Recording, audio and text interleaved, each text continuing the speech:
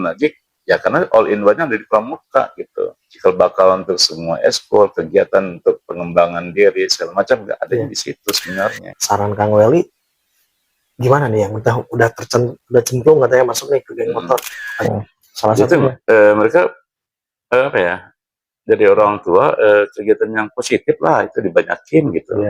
Bapak Ibu, teman-teman sekalian dimanapun berada ya, saya secara pribadi memang tetap kalau kita punya anak ya masukin anak-anak ke eskul. Anak saya juga dua-duanya alhamdulillah juga gitu ya. Masukin aja eskul, apapun eskulnya bebas.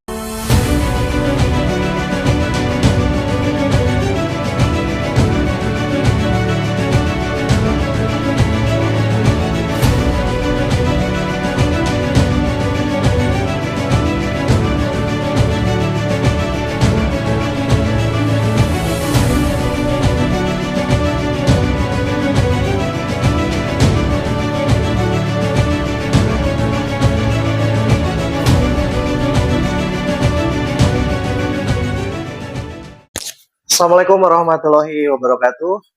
Waalaikumsalam warahmatullahi wabarakatuh. Sehat, Kang Weli? Alhamdulillah. Oh, jangan Kang, saya pengennya Siap. Baik, untuk pemirsa Apip Channel, lama tidak berjumpa dalam seri ngobrol bareng dengan tokoh atau public figure nih. Nah, jadi pada kesempatan kali ini, saya memanggil atau mengundang salah satu narasumber, di mana saya ini mendapatkan informasi dari salah satu rekan saya. Jadi saya itu ingin ngebahas tentang bukan dinamika ya untuk situasi sekarang nih masalah kepemudaan yang ada di khususnya di Kota Bandung. Dinamika gejolak yang ingin saya bahas langsung dari pegiat dan aktivis untuk kepemudaan yaitu Om Ariweli. Siap.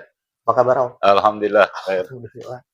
Baik, jadi saya mendapat rekomendasi dari salah satu sahabat saya mengenai kepemudaan. Jadi direkomendasikanlah Om Eli yang kalau lihat track recordnya meskipun jarang dipublish di media, beliau itu intens memperhatikan kepemudaan, khususnya di Kota Bandung ya. Insya Allah. Om Eli, sibuk apa nih? Kalau boleh tahu. Ya, kesibukan apa ya? Biasa sih, wira swasta kemana-mana gitu biasa. Ya. Puasa lancar? Masih puasa? Kebetulan kemarin bolong. Bolong kenapa? Azan maghrib. Oh ya iyalah. Ya azan maghrib kan jadi puasa makan lagi minum gitu lanjut kirain. Oke, ada Insya Allah mudah-mudahan lancar. Lancar. Oke, kesibukannya dilanjut. Jadi kesibukan saat ini kebetulan ya di bidang wira swasta, di bidang pelatihan-pelatihan pada beberapa komunitas dan juga beberapa kegiatan kepemudaan yang di Kota Bandung gitu kan. Salah satunya di ekstrakurikuler atau apa? Ekstrakurikuler juga ya. Ekstrakurikuler ada di beberapa sekolah, kemudian juga ya eskul di sekolah, tingkatnya SMP, SMA juga ada. Kalau boleh tahu apa salah satu ekstrakurikulernya? Salah satunya itu gerakan pramuka. Ada juga yang drum band-nya, drum band. Ada juga di cabang olahraga gitu kan.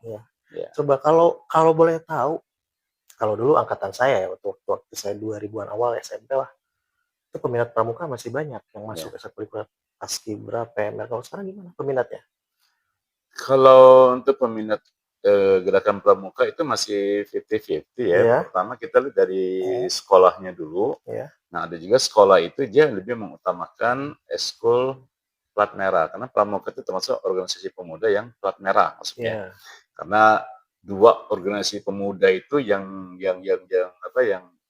katakanlah disebut diakui negara dalam arti yang di ada peraturannya negara itu cuma dua. Pertama KNPI, kedua gerakan pramuka gitu. Nah ada juga sekolah yang kurang memperhatikan pramuka mah tos maksudnya udah tua lah kan gitu. Nah, kebanyakan jadi mereka tidak menekankan pramuka tapi eskul yang baru gitu. Nah sedangkan eskul baru ini sebenarnya kalau misal kita amati juga itu sebenarnya kebanyakan dari pramuka sebenarnya gitu. Jadi pramuka itu all in one sebenarnya. Cabang olahraga itu ada di pramuka dalam arti pembinaannya ya. Gerak itu ya PBB bukan? Bukan. Jadi dari pramuka itu ada kecakapan khusus. Coba saya belum ini nih. Ceritain. Nah, jadi pramuka itu ada kecakapan khusus di mana setiap peserta didiknya atau anggota kalangan pramuka, Ya. mereka tuh dilatih oleh beberapa keterampilan, life skill ya yang disebut life skill, contoh memasak, Ya. ya Iya kan, iya iya. memasak. Kemudian cara penyajian, Hmm. sok. Cara penyajian masakan itu juga udah diajar di pramuka. Ya. Baik itu tinggal SD, SMP, SMA ataupun Ya. kuliah. Nah ini kan sebenarnya kecakapan khusus ini kan sebenarnya arah mereka, ngebentuk mereka untuk suatu profesi yang mereka senangi nantinya akan datang.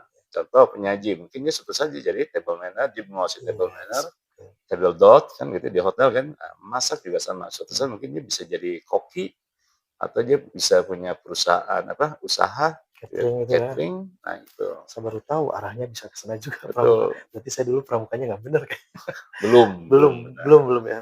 Nah gini, Om Meli, ini kan ekstrakurikuler nih. Sejauh mana nih orang tua menyemangati atau mensupport kegiatan ini?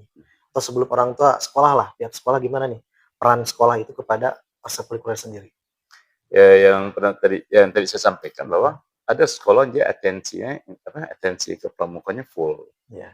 Karena sebenarnya pramuka itu ngebentuk karakter segala ya. macam yang ada di peserta didik. Ada juga yang hare-hare. Nggak penting, pramuka udah nggak penting, bukan zamannya sekarang pramuka. Padahal itu pramuka dari semuanya itu juga dari pramuka sebenarnya ngebentuknya gitu, yang bentuk awal gitu ya, pembentukan awal. Kemudian itu yang diharapkan oleh oleh seluruh siswa sebenarnya kalau misalnya mau ngebentuk suatu eskul gitu. Nah, ada juga sekolah yang bilang eskul wajib tapi nggak digerakin. Gitu. Ada yang kayak gitu. Bahkan ada juga sekolah dia lebih karena juga mengutamakan eskul pramuka, ya kan, menjadi eskul wajib dilaksanakan dan setelah itu baru mereka bisa ke eskul yang lain gitu. Tadi kan ada istilah hare-hare gitu ya, bukan. Ya. Tapi pernah nggak ada suatu peristiwa di mana kita ada kegiatan nih, oh kita harus ekskul ini nih, kita harus ikut, harus tampil. Ternyata ketika kita izin ke sekolahnya tidak disupport, pernah gitu ya? Sebenarnya kalau dengan cerita teman-teman kebanyakan Ada juga alasannya dana. dana. Nah, dana udah pasti lah ya, organisasi pasti butuh sebuah support dana ya. Support dana kan gitu. Jalan enggaknya organisasi juga dari dana. Nah, cuma kembali lagi dengan alasan klasik seperti itu, sebenarnya dari para pelatih, para pembina juga sebenarnya tidak terlalu juga berharap ke Sekolah. alasan masalah dana gitu. Sekolah punya dana sekian cuma bisa 100.000 ngebantu kumaha. Enggak, dana pembina pelatih kan yang mereka biasa di lapangan, insya Allah mereka udah ngerti gitu. Walaupun tidak disupport dana 100% gitu ya, karena kondisi pendanaan sekolah atau bos kan terbatas juga untuk eskul kan gitu, cuma berapa persen kan gitu.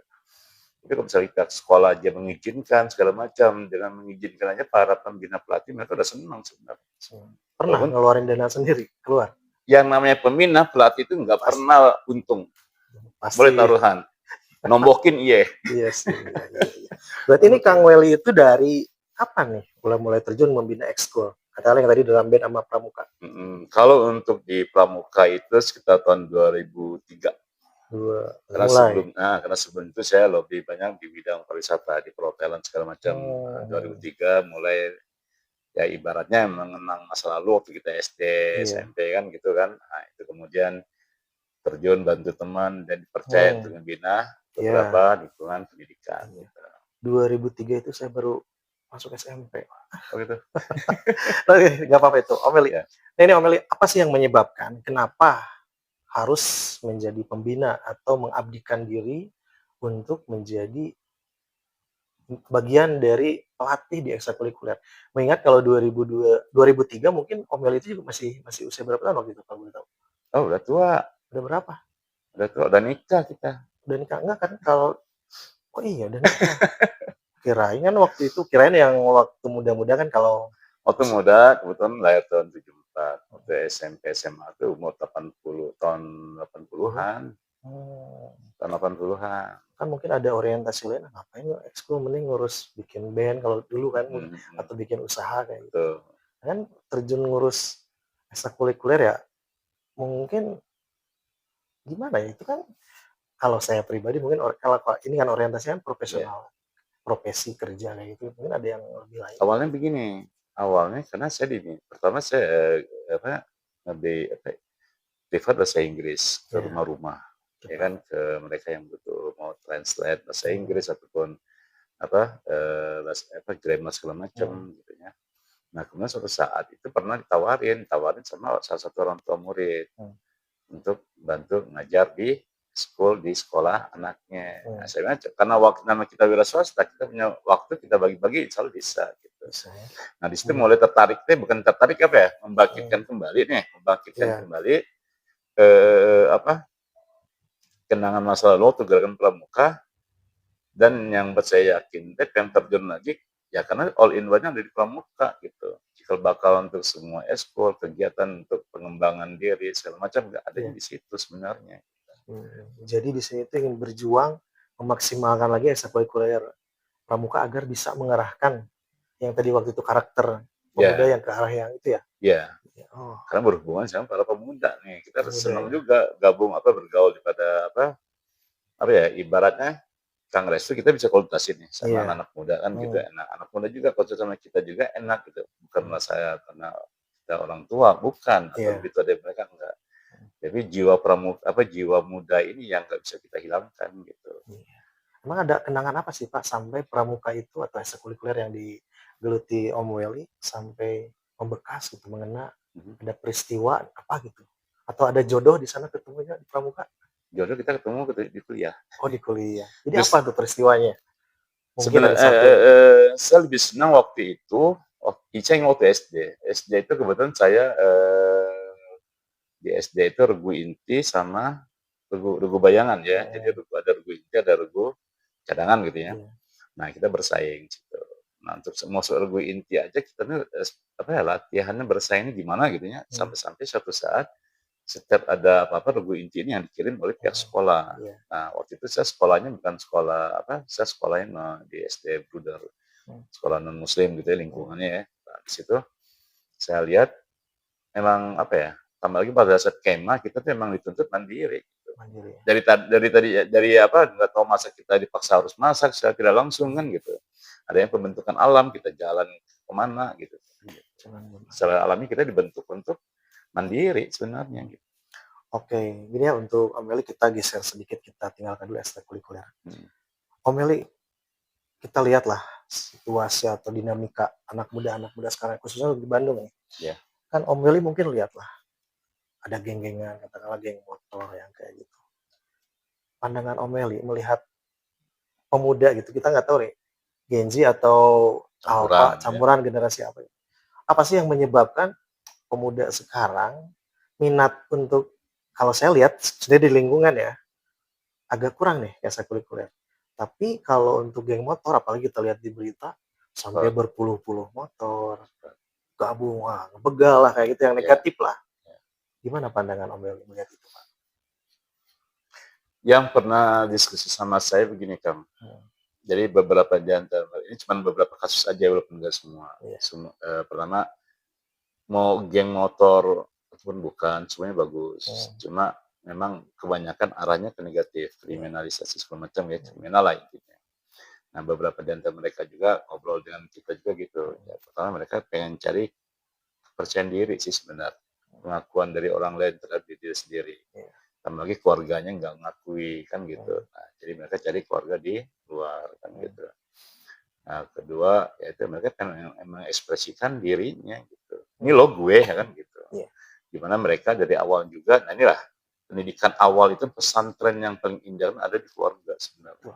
Dasar awal itu. Dasarnya kan, mau terus pesantren manapun yang terbaik tetap awalnya ada di keluarga. Bapaknya sebagai kiai, ibunya sebagai kiai kan gitu. Nah ini orang tua ini yang tuntut sebenarnya. Mereka juga sebenarnya ada juga yang bercerita mereka sebenarnya nggak mau, gitu. Tapi bagaimana? Di keluarga nggak diakui, di teman bahkan di kelas juga kadang mereka diasingkan segala macam gitu. Dengan kondisi dia ngerasa bahwa dia perekonomian keluarganya kurang. Nah, itu menurut dia gitu ya, sedang teman yang dia juga nggak kayak gitu. Nah, hal-hal seperti ini yang buat mereka menjadi menutup diri dia sendiri kan, percaya diri yang tenggelam, nggak muncul gitu. Nah, sehingga mereka lebih baik ikutan ini komunitas yang penting gue bisa bebas gitu. Bebas. Nah itu Pak, betul ya, saya potong dulu. Ini kan kategori bebas. Mungkin tidak, gua nih kalau masuk sekolah aturannya keras, ketat, bla bla bla, prestasi ada orang yang pintar. Kalau masuk ekskul, wah sama persaingannya juga ketat, gini gini gini gini. Tapi sedangkan ketika masuk katakanlah geng motor itu ya, yang aturannya tidak terlalu ketat, bebas, semua gua lah, ekspresi bisa keluar. Itu salah satu faktor nggak menyebabkan lebih baik masuk geng motor? Iya. Ya. Iya. Nah, ya itu karena ketidaktahuan atau kurang taunya si anak ini, mereka udah ngebayangin bahwa masuk sekolah itu atau eskul itu peraturan ketat segala macam. Ya. Nah, cuma sebenarnya mereka nggak menyadari bahwa masuk ke suatu komunitas atau geng kayak gitu sebenarnya lebih ketat lagi. Ya. Tuntutan dari komunitas tersebut dia lebih banyak, justru menekan kan gitu. Tanpa mereka sadari menekan yang arahnya ke negatif. Sok, lu berani begal nggak kan gitu. Salah satu masalah anggota gue misalnya gitu ya, misal kalau lu memang mau gabung di sini atau memang lu udah bergabung di sini, lu harus tahapan lu udah harus begini, lu harus pakai begal. Nah itu udah terpaksa deh. Ada pasti ada gitu. Nah itu kalau misalkan udah nih terlibat masuk kadang-kadang, saran Kang Weli gimana nih yang udah cemplung katanya masuk nih ke geng motor agar tertarik keluar? Biasanya itu susah juga kan. Dulu kan saya juga mengalami itu, lihat teman-teman yang masuk itu keluar juga lah, harus berantem, harus itulah, susah. Gimana nih untuk yang ya pemuda-pemuda anak-anak keluar yang gitu ya. keluar? Pertama ya tetap hubungi pihak keluarga lah. Kalau nggak orang tuanya mungkin broken home, cobalah tuh pamannya atau bibinya gitu ya. Nah kalau kedua, tetap aja hubungi pihak aparat, mengetahui kan gitu, jangan terjadi hal yang nggak diinginkan. Yang penting dia untuk punya niat untuk keluar dari geng itu udah mantap. Nah ini yang perlu kita support juga. Gitu. Sebab ya seperti kata Kang Deswin tadi kan, dia untuk keluar juga pasti ada tekanan kan gitu, nggak bisa kan gitu, harus melakukan ini, ngelakukan itu kan gitu. Cuma dengan keberanian gitu, kalau emang si anaknya dia, misalnya Kang Resa sudah percaya diri mau keluar, ada keterbukaan sama keluarga, saya yakin orang tua pasti atau keluarga pasti ngedukung. Gitu. Udah ngebantu juga ya. Apalagi misalnya dituntut kamu harus setor uang 10 juta misalnya, karena kita ngobrol sama orang tua, berarti itu udah unsur pemerasan kan gitu. Nanti kita pidananya berarti kita bisa menghubungi pihak kepolisian kan gitu. Tapi ini Bapak suka keceplosan aja. Ya Om Meli, ada nggak satu anak nih yang katakanlah eskulnya ya masuk ke geng motor juga masuk? Ada nggak yang gitu? Pernah nggak ngalamin? Sebenarnya ada. Bisa diceritain nggak gimana sampai tahu gitu dia geng motor? Karena orang tuanya cerita. Orang tuanya cerita. Jadi ya itu orang tua cerita gimana ke saya gitu, biar anak itu bisa keluar dari situ gitu. Nah kita bantu, kita kasih omongannya. Ini salah satu siswa ini dia ngobrol ke kita kan gitu. Nah kan kita kasih solusi segala macam, termasuk juga pihak kepolisian kita libatkan gitu yang terdekat.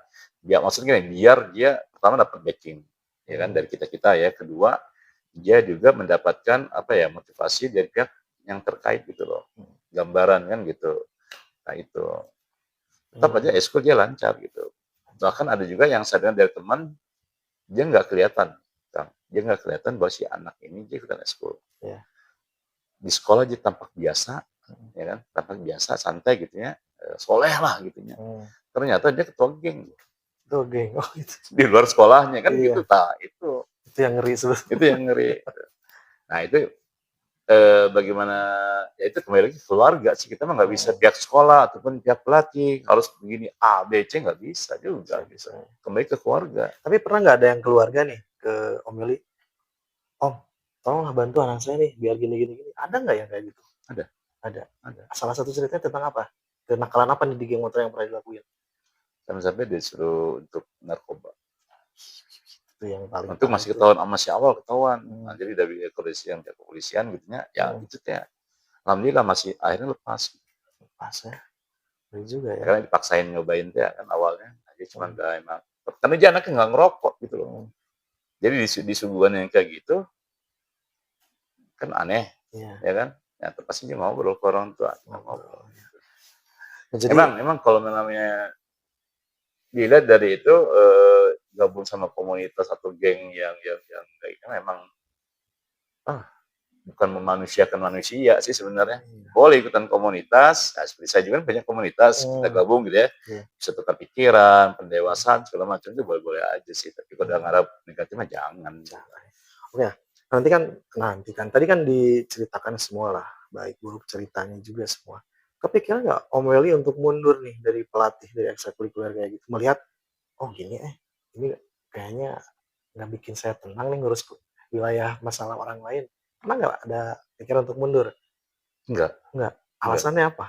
Karena kita Karena itu kembali ke histori pramuka itu atau apa? enggak juga, karena ibaratnya enggak. Pertama kita punya pengalaman lah ya, kita Iya. berbagi sharing gitu ya, sharing Hmm. ilmu, sharing pengalaman segala macam Hmm. gitu.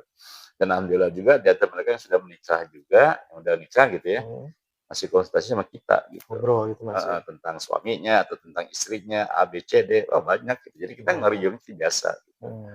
Gitu Kang Resto. Menarik juga nih obrolannya dari ekstrakurikuler di motor. Lumayan nih, Muhammad. Tapi gini, coba kita bergeser lagi nih. Tadi, nah dengan kondisi dulu ya, yang 90-an mengenai ingin orang tua sampai tidak ada kontak fisik. Tapi sekarang, di samping ngebully, ngehina fisik, orang tua, ekonomi, di luar main pukul karena fisiknya jelek, tidak ajar. Itu saya pernah sering lihat beritanya. Nah jadi untuk Pak Welly sendiri nih, kan kita tidak tahu dinamika kalau anak-anak berkumpul gimana nih. Agar bully itu tidak terjadi gitu. Yang tadi kan harus silat. Di samping itu ada tidak yang lain, solusi lain tuh? Mungkin ada yang lain. Ada. Salah satunya. Mereka apa ya? Dari orang tua kegiatan yang positif lah itu dibanyakin gitu. Iya. Jadi jangan banyak waktu lowong segala macam kan. Nah, kedua kontrol orang tua ke anaknya itu di sekolah gitu. Jangan mentang-mentang udah SMA dilepasin lah ya. Nah itu saya aja anak saya 2, mereka udah SMA sama masih diantar jemput sama ibunya. Kadang saya jemput gitu ya, anak saya. Kenapa kita kontrol dari pergaulan teman segala macam kan gitu, walaupun tidak secara langsung kan gitu, kita bisa kenal. Nah di situ kan ada menjalin komunikasi orang tua sama anak sebenarnya, dia motor bisa terbuka kan gitu. Nah sekarang si anak dikasih motor, trek belum usianya, berangkat ke sekolah yang SMA gitu ya. Nah, kita nggak tahu selama perjalanan ini kan kita nggak tahu si anak itu mengalami apa atau dia mau bicara ada sesuatu yang mau dia sampaikan tapi ke siapa kan gitu. Nah kalau biasanya kalau misalnya orang tua ngantar anaknya sekolah itu, disitulah selama di jalanan itu ada waktu-waktu emas si anak dia bisa komunikasi sama orang tua. Nah itu yang harus dikontrol sama orang tua. Dan ya oke, gue banyak mobil ini mobil pakai aja mobil ayah kan salah juga. Bukan nggak boleh gitu, tapi gimana ya? Ya kembali ke orang tua lah gitu ya, kembali ke orang tua bahwa si anak itu juga butuh teman bicara sebenarnya. Oke, gini Pak, saya pernah lihat tuh ada bukan konten, tulisan dalam sebuah konten medsos. Kalau anak saya dihajar nih atau dibully, dimaki habis-habisan, terus si pelakunya minta maaf, saya nggak bakalan nyuruh untuk dimaafkan dulu, tapi saya suruh untuk balas dulu. Itu gimana Pak? Jadi balas dulu baru maafnya diterima. Itu tergantung dari mana kita melihat dari itunya gitu ya, dari sisi mana kita melihat. Cuma kalau misalnya sekarang anak kita udah babak belur, ya babak belur gitu ya, babak belur, dan nggak mungkin nanti dia bisa maafin, udah babak belur, koma udah. Kadang kan kita juga suka, aduh masa harus diterima nih maafnya. Fitrah kita sebagai manusia kan kadang begitu ya, kita pengen balas dendam segala macam. Tidak munafik juga, saya juga kadang ya kuhul kan gitu, saya juga sama lah. Nah cuma dari mana segi mana aja kita ngeliat untuk apa, memaafkan dulu, tidak memaafkan dulu, kita gebukin, kita balas, ya kan, baru kita maafin. Cuma persepsinya beda-beda lah, beda-beda, nggak bisa kita, nggak bisa, nggak bisa. Itu bagaimana kita ngelihatnya aja kan gitu. Nah, ya kembali lagi setelah kita manusia kan ada kurang, ada lebihnya kan gitu. Kita bawa emosi, kita kumaha, enggak. Karena kalau saya sendiri kalau lihat, wah sepakat. Sekarang kan saya baru punya anak nih. Jadi kepikiran lihat berita bullying kayak gitu. Kayaknya saya juga harus ngajarin ngebalas dulu mungkin. Kadang suka ada persepsi kayak gitu. Tapi lah itu kan kembali benar kata kata Om Welly harus kembali ke pribadi masing-masing. Nah, cuman gini Om Welly, kita balik lagi coba ke ekstrakurikuler, ada pertanyaan nih. Jadi menurut Om Welly, ekstrakurikuler itu penting nggak untuk siswa-siswa yang ada? Harus wajib nggak? Seharusnya wajib dan sangat penting. Penting. Tapi kan kadang ada anak juga nih, ekstrakurikulernya di sekolah cuma ada ini nih. Jadi kan gimana ya kalimatnya? Kurang. kurang katakanlah ekskul ekstrakurikulernya kurang. nggak ada katakanlah nggak ada musik, nggak ada ini. Mhm. Nah gimana itu? Berarti tinggal orang tuanya aja, dia kembali Mhm, lagi ke orang tua, kan gitu. mmm, Apakah bisa ikutan di luar dari iya, sekolah gitu ya, yang penting dia ada kesibukan, ada kegiatan positif. mhm, Bisa dia berprestasi misal musik nih, lomba iya, musik, dia punya prestasi, itu bisa disampaikan ke pihak sekolah, sekolah ya, dan sama pihak sekolah juga akan diumumkan, mhm, disampaikan kepada teman-temannya, pada suatu mhm, upacara atau apa gitu, jadi iya, kebanggaan. makanya. Atau di sekolah nggak ada renang kan, kan sekolah nggak ada kolam renang. Iya, iya, Nah, mereka ikutan kegiatan apa, kursus atau ekskul renang di luar, klub mhm, luar, boleh. iya, Nanti kembali oke, ke orang tuanya, mhm. gitu. Jadi saya garis bawahi di sini itu seharusnya wajib ekstrakurikuler itu, Ya untuk anak-anak muda mah wajib ya, dan sebenarnya, daripada gitu. ikut yang tidak Nggak benar, bener, nggak benar, nah ya. eta. Oke, mungkin ini kalimat terakhir karena waktu juga ya, Pak Weli. Tapi sebenarnya Ya, menarik ini, banyak yang pengen ditanyakan, tapi batas belum. waktu. Waktu sih enggak banyak-banyak sebenarnya yang pengen disampaikan juga. Nah ini untuk Pak Weli mungkin ini pertanyaan terakhir sebelum saya minta memberikan statement untuk penutup. Ketika Pak Weli melaksanakan kegiatan nih, Hmm, kadang sekolah itu yang tadi ada tidak mendukung nih, padahal dana ada. hmm, Apa yang biasanya Om Weli lakukan? Katakan kan di sini memposisikan sebagai pelatih, hmm, ingin maju nih ekstrakurikuler ini. Tapi sekolah punya argumen lain katakanlah, betul. waduh kayaknya enggak deh kayak ini. Tapi ada nih anggarannya, ada siap. Mhm. Gimana itu menghadapi itu? Kalau saya awal-awalnya begini, kita berikan kepercayaan dari untuk diri kita ya, potensi kita diberikan kepada pihak Mhm, sekolah. Masalah dana itu juga selama kita bisa komunikasi baik dengan pihak sekolah, itu mhm, bisa kita komunikasi juga dengan orang tua murid yang ada di ekskul iya, tersebut. iya, Udah nggak gede lah kan gitu, yang penting gimana kita namanya apapun namanya, kalau kita bareng-bareng pasti inilah terpecahkan kan gitu, iya, gitu. Satu sisi juga kita harus ngerti kondisi sekolah bagaimana, kan satu sisi juga kita harus ngerti kondisi orang tuanya, mungkin ada juga mereka yang tidak mampu, gimana iya, kita bersubsidi kan gitu. iya, Sering saya sampaikan ke anak kayak gitu gitu. mhm, Sekarang misalnya 100.000 dibagi 20 anak berapa? yes, Kan mhm, gitu. iya, Kita bagi. Nah, tapi di sini kita sampaikan bahwa ini kita ngelatih secara dari nilai sosialnya dapat, mmm, ya kan. Kemudian dari nilai ekonomi dapat. Pasien itu secara tidak langsung bisa juga dia nabung, itu iya. sebenarnya. Tapi ini pernah nggak, katakanlah sekolah nih nggak mendukung nih, tiba-tiba Om Weli sama ekstrakurikulernya juara suatu kompetisi ya, dan ketika upacara, "Ya, ini dukungan saya dari sekolah bla bla bla." Padahal tidak. Pernah nggak kayak gitu? Ya, Pernah? pernah sering. Sering? Jadi tetap gimana pun juga kita keluar itu nggak bisa bawa nama pribadi, Iya, tetap nama betul. instansi. Toh tujuan kita ngelatih anak-anak itu kan juga untuk nama baik anak-anak dan juga Mhm, nama baik institusi, terus ya, kan gitu. Nggak bisa kita gara-gara gue loh, nggak bisa. ya, itu ya, Justru oke. kita kelihatan di situ arogannya kita justru jadi jelek kan gitu. Toh Betul betul. yang menilai kan orang tua, anak, dan guru sebenarnya yang menilai Oke, gitu. siap. Nah, luar biasa Om Yoli obrolannya. Mungkin bisa nanti kita bahas yang lain tentang permasalahan anak muda, Ya, kenakalan-kenakalan anak muda lah. Tadi kan menyinggung narkoba, ngeri juga. ya. Seks bebas lah sekarang Betul. mungkin. Ya, ngeri lah. Tapi Ya nanti sampai kita gini, teman boleh boleh boleh sampai boleh. ada sih anaknya dia mau terbuka ke kita gitu ya, walaupun ke Mhm, orang tuanya enggak loh. iya, Kak, saya tuh pernah mau dicium sama pacar saya gini. Kamu mhm. mau? Enggak, Kak. Nah, kalau dia mau minta cium lagi sama kamu, enggak apa-apa nih ya kita ngomongnya Oh, bukan nggak bukan apa-apa. vulgar ya. Enggak. Kalau dia minta cium lagi, kamu bilang, nikahi saya, berani nggak? Itu usia berapa? SMA, SMA? SMA. SMA. Aduh. Bukan dari itunya ya, tapi dari segi bahwa si anak ini dia mau terbuka sama kita gitu loh. Mhm, Nah, di sini iya, kita si anak tuh percaya ke kita, mhm, kan? Kenapa dia nggak ngobrol ke orang tuanya? mhm, Nah, berarti ada hijab nih, si anak mungkin malu atau apa gitu, tapi dia iya, mau terbuka sama iya. sama sama kita gitu selaku pelatih atau pembina ya. Nah, itu kita juga penting kita kasih kepercayaan dia, tapi dia Mhm. nggak mau melakukan gitu. Oh, tapi ini bukan jadi ada pertanyaan lagi. Nggak apa-apa. Ada trik nggak biar orang itu tuh kan katakan ada orang yang pendiam nggak pernah cerita ada masalah, diem aja. Mhm. Ada nggak trik untuk mancing bahwa ketika dia ada masalah kita bisa mancing nih dia biar ngomong nih? Atau teknik komunikasi apalah? Dan secara teori kita juga kurang tahu ya pada Hmm, teori komunikasi gitu ya. ya. Cuma yang bisa kita lakukan ya kita yang banyak cerita, gimana caranya dia bisa bercerita Hmm, itu mungkin secara alami ya, saya juga nggak ngerti, itu pacaran atau yang jelas kita kasih kepercayaan kepada dia, kepada mereka nih. Mudah-mudahan kita bisa dipercaya oleh mereka, kan gitu kan, bisa dipercaya oleh mereka. Nah, suatu saat atau kita anggap anggap saya ini kakak kamu loh, anggap saya ini orang tua kamu kan gitu. Kamu cerita ke saya. Nah, biasa juga ini Kang Resto biasanya orang tua yang bercerita ke kita. Kang Willy, ini anak saya begini, gimana bisa nggak bantu? Ya nanti sama kita diomongin. Nah, kita ngomongin itu bukan secara langsung nembak anaknya, kita buat suatu suasana gimana, cerita gimana, tapi nembak anaknya jangan tidak langsung gitu. Ya, ada kasus kayak gini berarti harus begini nanti kalian gitu. Oke.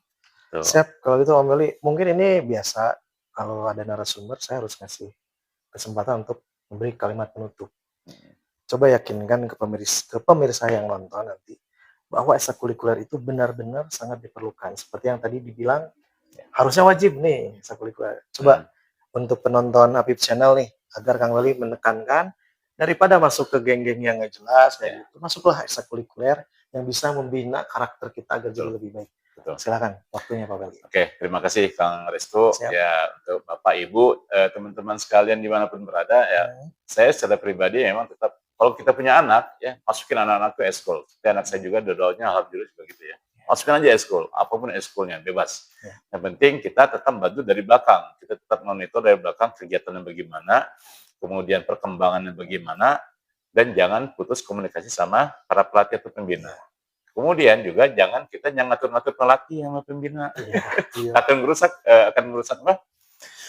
Program rencana kegiatan dari para pelatih sama pembina gitu. Jadi orang tua ikut campur kan gitu. Akhirnya anak-anak itu kembali lagi dia manja lagi ke orang tuanya bukan ke pelatih pembina. Bahkan bisa juga begini. Orang si anak dia dekat ke orang tua si A. Ya kan gitu. Kenapa? Karena campur orang tua gitu. Jadi bukan menyerahkan kepada pelatih atau pembinanya gitu. Percayakan aja pokok anak-anak Bapak Ibu sekalian, teman-teman sekalian, suruh ikutan eskul apapun dia. Ikut aja. Mau pulang jam sore silakan. Karena dengan kondisi pulang eskul capek, otomatis dia nggak ada waktu lagi untuk berbuat negatif gitu. Buka handphone nggak ada ini. Buka handphone, malas ngecek ini udah nggak ada, udah langsung simpan kan gitu. Nah itu kita mengurangi gadget-gadget kayak gini kan gitu. Itu aja sih untuk sementara, mudah-mudahan nanti bisa. Kalau saya secara pribadi udah dibuktiin keterlibatan anak-anak saya dalam kegiatan eskul sampai mereka SMA, sampai sekarang juga mereka masih melanjutkan kegiatan mereka waktu dulu, Pak. Masih lanjut, masih ya. Sampai mereka bilang gini, kerasa ya dulu ayah nyuruh kita ikutan kegiatan sekarang tuh baru kerasa mereka. Nah itu di mana kita menanam, di situ kita akan panennya gitu, mulai panennya. Gitu Kang Resto. Siap. Luar biasa apa yang disampaikan oleh Om Willy. Sebenarnya masih muda, saya panggilnya Akang aja. Ini luar biasa yang disampaikan Om Willy di saat orang lain mungkin sibuk mementingkan diri sendiri. Tapi ada salah satu figur yang terus memantau pemuda nih agar bisa aktif mengikuti ekstrakurikuler kegiatan apapun itu kegiatan positif di luar kegiatan akademis di sekolah. Jadi untuk para penonton Apip Channel yang tadi disampaikan Om Willy itu luar biasa. Karena kenapa? Di samping kita mendapatkan relasi baru, ilmu baru di ekstrakurikuler kan, kita mendapatkan bagaimana nih cara lain menghadapi kehidupan sebetulnya. Daripada kita ikut yang nggak jelas, nggak dapat, ya kan kita nggak dapat apapun kalau masuk geng motor. Cuman kenalan oke dapat lah. Apa cara bawa motor yang baru mungkin dapat, tapi dampak nanti untuk diceritakan yang bagus-bagus ke anak juga mungkin nggak ada juga kan. Itu kan yang pengalaman itu yang nggak bisa diceritain. Baik, kalau gitu untuk pemirsa Apip Channel, terima kasih waktunya, bantu like, subscribe, dan bagikan konten-konten yang dipublish oleh Apip Channel. Sekali lagi untuk Kang Willy, saya salut, jangan berhenti, jangan capek, jangan lelah. Amin. Untuk membina anak-anak muda nih. Amin. Dan ajak terus anak muda untuk terus stay, mengikuti atau diam di ekstrakurikuler untuk membuktikan bahwa dengan ekstrakurikuler karakter bisa lebih baik. Betul ya. Oke. Sekali lagi terima kasih Kang Willy, sukses terus Kang. Sama-sama. Om Willy sukses terus. Sampai ketemu di pembahasan nanti yang lainnya tentang masalah-masalah yang lain. Baik, terima kasih pemirsa Apip Channel. Assalamualaikum warahmatullahi wabarakatuh. Waalaikumsalam warahmatullahi wabarakatuh. Jangan lupa bahagia.